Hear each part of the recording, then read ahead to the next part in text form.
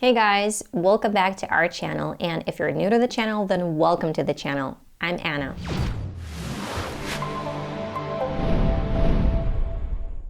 You know, I've been thinking a lot about what would be the best way to learn idioms, idiomatic expressions, phrasal verbs, and slang, and how can I make it easy and fun for you?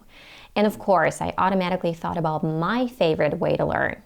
I love watching TV shows, programs, videos, etc. in English. Analyze them, write down everything that is new for me, search for their meanings and definitions, and of course, I get to hear all that in context. And it is easy to learn this way, and fun, and very beneficial. But I know that not everybody wants to pause a video, write down a word, look it up. You know, it takes away all the fun. So I did all that for you, so that you can watch a TV show, learn, and just enjoy. I chose a TV show and an episode from it, watched it, analyzed it, and picked out some interesting idioms, phrases, phrasal verbs, slang that we will learn. This way you get to learn something new and useful, and you hear how it is used in context. Plus, if you decide to watch this episode, you'll train your listening skills as well. You'll already know some of the expressions and vocabulary from it, and it'll make it easier. How cool is this, right? I'm gonna be making such videos regularly because I truly believe that it is an easy and super beneficial way of learning. So in this video, we're gonna analyze a TV show that I personally just love. The Office, an American mockumentary sitcom about the office life. It's very funny, sometimes silly. I enjoy it a lot. I'm gonna break down episode 1 of the season 6. And the first interesting word that caught my attention was matchmaker. In this context, it's a person who tries to bring two people together to make them a couple. Matchmaker. Or someone who tries to arrange a marriage by searching for an individual, their perfect match, basically introducing people to each other as possible and suitable dates. Also, there are matchmakers between buyers and sellers, and in sports, it's someone who arranges matches between teams. And you know, often it is used in general for someone who finds good matches for something. Who's getting married? Nobody. Somebody doesn't tell me, I'm gonna start screaming. It's Eric and Megan. Oh, hey, I hired them. Matchmaker. Knocked up. This is slang that means pregnant. And if you're a man, then to get a woman pregnant. What, with her being unmarried? Knocked up by some guy? I mean, the yakety-yaks in this office would have a field day. Also, it can mean to be drunk, but I don't hear it being used to mean drunk that often. Most definitely. It's a very common conversational phrase. So definitely by itself means for sure, certainly, and people say most definitely when they want to emphasize their certainty about something or to add this dramatic effect. It's not that it's grammatically absolutely incorrect, it's just that this double confirmation is unnecessary and therefore isn't suitable for formal writing. I know. Okay, let me finish this thought. Eric likes Megan. He most definitely does.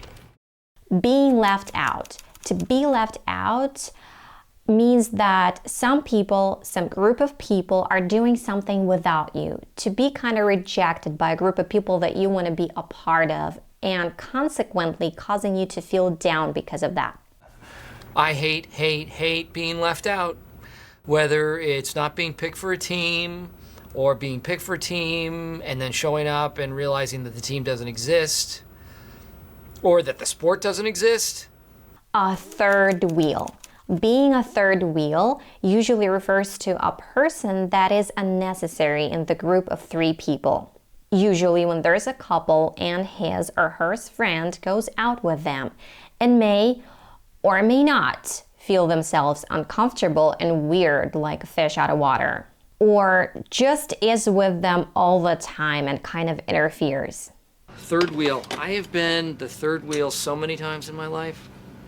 My mom told me something once that made me feel a lot better. She said, the third wheel is what makes it a tricycle. Scuttlebutt. Scuttlebutt is a slang word that means rumor or gossip. So, what is a scuttlebutt? Anybody hear anything? Nothing? When you say that someone's eyes light up, you mean that they look excited or happy. When you have somebody's attention and their eyes are lighting up because they are very interested in what you have to say, that is a great feeling. And I experienced that firsthand today. Be up to no good means that you or someone else are doing or planning on doing something naughty or bad, or acting suspiciously. Hey, Stanley, where are you going, big guy? Up to no good? I'm meeting a client. Do you have a problem with that? No. To count on someone. This phrasal verb means to hope that someone will do something for you, to expect them to do something for you, to count on someone. Michael, please. I'm not saying a damn I'm thing. counting on you, Michael. Okay, you can count on me. Turnpike. Turnpike. It's a paid highway. If you want to drive through it, you have to pay a toll for its use. What do you mean exactly? Well, the fact that she apparently is dating an 81-year-old billionaire owns a Quiznos on the Turnpike. Really? A classic whodunit. It refers to a classic detective or mystery story, like Sherlock Holmes stories where they don't reveal who committed the crime till the very end. In this episode, Mike talks about himself. He is the guy who did something bad, and he wants to turn it into this classic whodunit mystery. And that is what makes that movie a classic whodunit. It's up to you. When you say to someone that it's up to them, it means that they are the one who has to make a decision about something or choose something. One of you will make a living and nothing more. And one of you will make a great mother. It's up to you to choose which you want to be. For the record, this phrase is used in spoken English. When you say for the record, it means that you're giving facts and that the information that you're about to give is official and it's best to remember it. On the other hand, when you say off the record, that means that you don't want that the information that you're about to tell going public. It shouldn't be considered as official and mentioned somewhere, especially with your name attached to it. I mean, for the record, I prefer women. Okay. But off the record, I'm kind of confused. Really? Off the hook. Used to say that someone is no longer in trouble or difficult situation, that they've managed to avoid it. On the other hand, to be on the hook means to be held responsible for something or to be obligated to do something. There today, I didn't want everybody to know what it was. So all of you are off the hook, except for this one person. Add up. You can add up numbers, but in this episode, they're talking about information. If something doesn't add up, it means that the information you already have doesn't match the new information, that it doesn't make sense. And if it adds up, then it's reasonable. It just didn't add up, Jim. Okay. Thank you. Back down. On Colin's website, the link will be in the description. It is very well defined and it fits in the situation in this episode perfectly, so I took it from there. If you back down, you withdraw a claim, demand, or commitment that you made earlier because other people are strongly opposed to it. Redecorate my condo and I need her help. We will haggle about money and I will back down and then I won't talk to her. And the last one for this episode and video is the phrasal verb hang on, which means to wait for a short time. And this is how it is used in this episode. But especially when used in a conversation.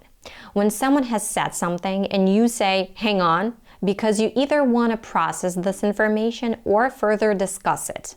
And also it means to hold on to something tightly. Just hang on a second, Cynthia. Hope you enjoyed this video and of course learned something. Give us thumbs up if you like what we do here on the channel. We would really appreciate this. And if you don't want to miss our new uploadings, make sure to click the notifications bell. Be kind and respectful in the comments. And please let me know your favorite TV shows. And I'll see you in the next one.